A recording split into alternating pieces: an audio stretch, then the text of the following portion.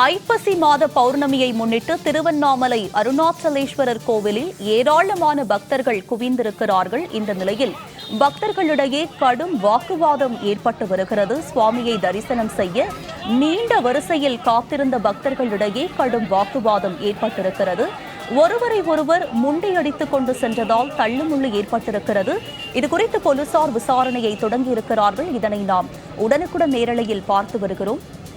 இது பற்றிய கூடுதல் விவரங்களோடு இணைக்கிறார் எமது செய்தியாளர் விஜயகுமார். அவரிடம் விவரங்களை கேட்டு பெறலாம்.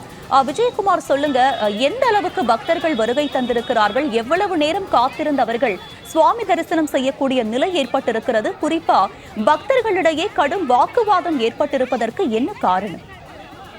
வணக்கம். நிச்சயமாக திருவண்ணாமலை நகரில் உள்ள உலக பிரசித்தி பெற்ற பஞ்சபூத ஸ்தலங்களில் அக்னிஸ்தலமாகவும் நினைத்தாலே முக்தி அளிக்கும் திருத்தலமாகவும் விளங்கக்கூடிய அருள்மிகு அருணாச்சலேஸ்வரர் திருக்கோயில் ஐப்பசி மாத பௌர்ணமி இன்று அதிகாலை 5:40 மணிக்கு தொடங்கி நாளை அதிகாலை 3:33 மணி அளவில் நிறைவடைகிறது.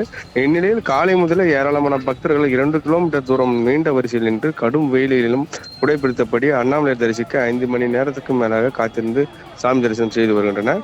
அருணாச்சலேஸ்வரர் திருக்கோயிலில் சனி மற்றும் ஞாயிறு விடுமுறை தினங்களில் மட்டுமில்லாமல் மாதந்தோறும் வரும் பௌர்ணமி நாட்களில் தமிழகத்தின் பல்வேறு பகுதிகளில் இருந்தும் வெளி மாநிலங்களில் இருந்தும் வெளிநாடுகளில் இருந்தும் 20 லட்சத்துக்கும் மேற்பட்ட பக்தர்கள் கிரிவலம் வருவார்கள்.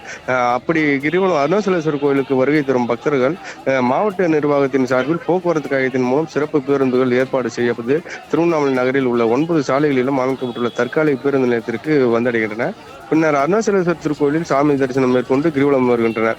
அருணாச்சலேஸ்வரரை தரிசிக்க கோயில் நிர்வாகம் சார்பில் திட்டு வாசல் வழியாக நீண்ட வரிசையில் சென்று சாமி தரிசனம் செய்து பின்னர் பக்தர்களை திருமஞ்சன கோபுர வாசல் வழியாக செல்கின்றனர். ஆகம விதிப்படி அதிகாலை 5 மணிக்கு கோயில் நடை திறக்கப்பட்டு சிவாச்சாரியர் வேத மந்திரம் முழங்க அண்ணாமலையாருக்கு அரிசி மாவு, சீக்காய்த்தூள், தேன், பால், தயிர், சந்தனம், விபூதி, பன்னீர், கரும்பு சாறு, இளநீர் உள்ளிட்ட பல்வேறு வாசனை திரவியங்களை கொண்டு சிறப்பு அபிஷேகம் செய்யப்பட்டு வண்ண வண்ண மலர்களால் அலங்கரிக்கப்பட்டு மகா தீபாராதனை நடைபெற்றது.